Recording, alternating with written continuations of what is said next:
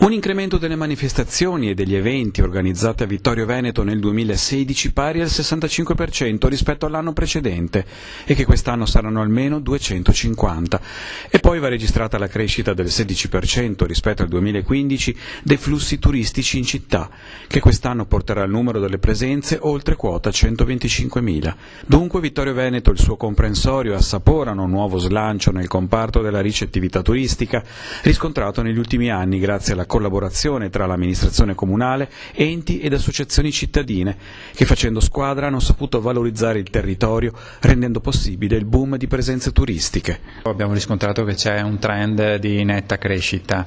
Abbiamo preso in considerazione soprattutto quello che è il comprensorio che gravita attorno all'ufficio turistico di Vittorio Veneto, allo IAT, e quindi il comprensorio di 11 comuni che fanno parte anche dell'Unione Montana, Montana delle Prealpi Trevigiane. Ecco, c'è un trend quindi di netta crescita dal 2014 in poi. Nel 2014 abbiamo avuto un più 14% di presenze, nel 2015 un più 4% e adesso nei primi 6 mesi dell'anno abbiamo rilevato ancora un tasso di crescita a doppia cifra, quindi un tasso di crescita superiore al 10%.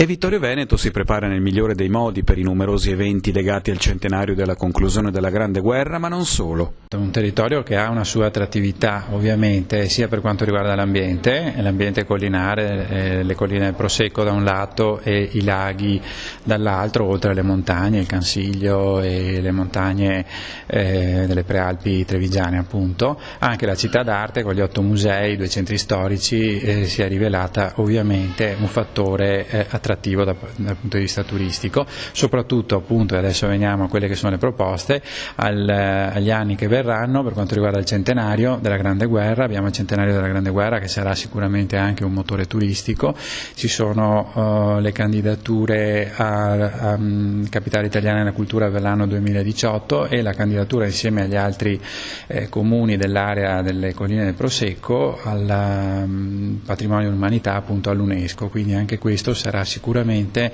un forte attrattore turistico per il futuro.